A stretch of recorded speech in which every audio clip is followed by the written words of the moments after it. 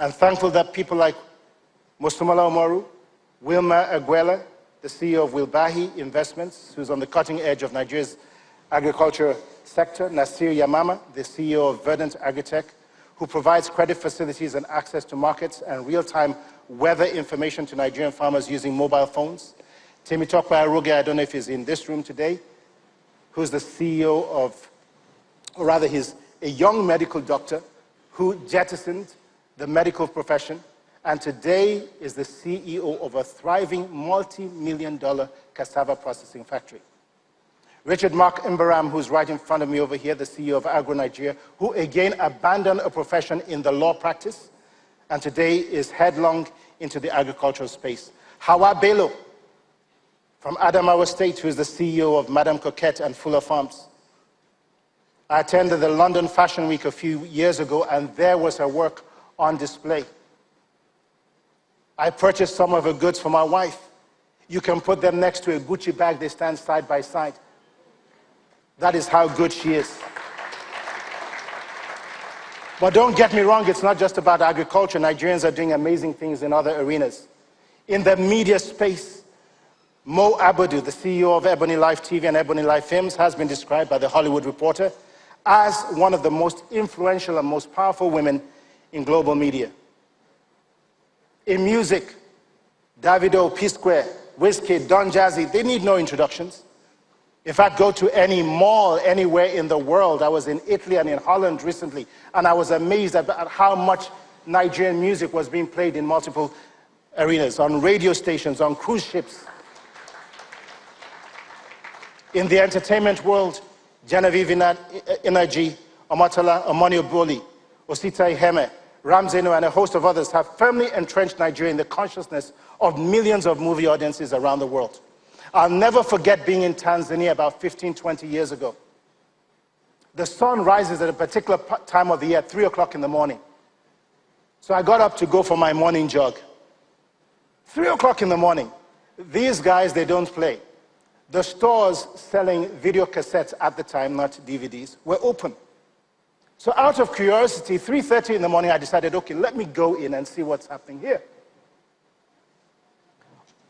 On the first 4 rows at eye level, every single shelf was filled with a Nigerian movie. Then I looked below, it was Bollywood. Then I looked below that, probably at knee level, it was Hollywood movies.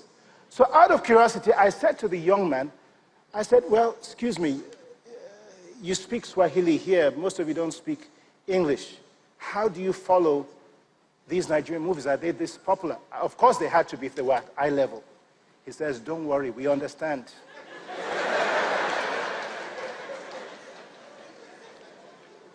In fashion, Diola Sego's fashion sense and choice of fabrics has come to redefine the Nigerian fashion brand. Drew Olowu counts Michelle Obama as one of his clients. In the literary arts, Chimamanda Ngozi Adichie has already become a global icon for many aspiring writers. And just last week, Silas Adekunle signed a multi-million-dollar deal.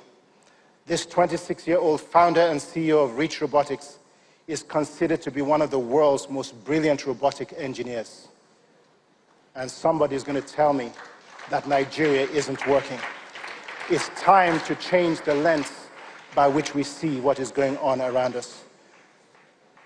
But as I mentioned these individuals, and as we listen to each one of the speakers who have been on this platform today, I ask the question, what is it that they all have in common, aside from the fact that they're all proudly Nigerian? I believe that what they have in common is the dream of an alternative and prosperous Nigeria. They have grit, they have determination, and they have a can-do spirit that is embedded in their DNA. They have the ability to stand up again and again, even when life and circumstances threaten to deliver knockout punches. They developed the capacity to network beyond their spheres of interest.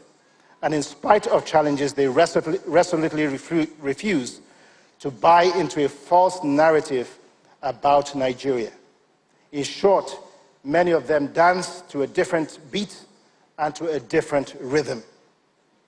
Together, each one of us and each one of these Nigerians can make and are making significant differences, reshaping the narrative about our beloved nation.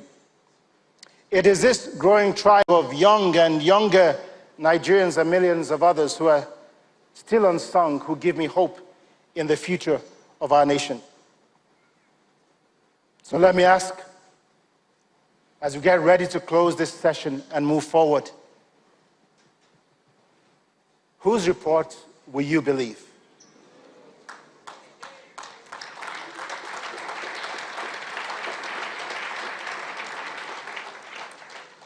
Are you going to believe what the rest of the world with limited information has to say about us as a nation? Or are you going to believe the narrative that says this nation of 180 million people can accomplish for good whatever it is that it sets its mind to do? So for a moment, let me ask again, what is it that you're seeing? What is it that you're imagining? Where could you potentially be if you decide to imagine an alternative future and change the lens through which you see Nigeria? What opportunities will you see?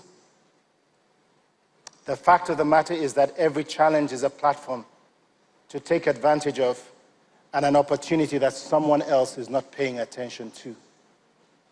That thing that is your challenge, that thing that is irritating you, is an opportunity. You're seeing something that those around you don't see. That's why it's irritating you. That thing that's irritating you could be your biggest blessing and your biggest breakthrough.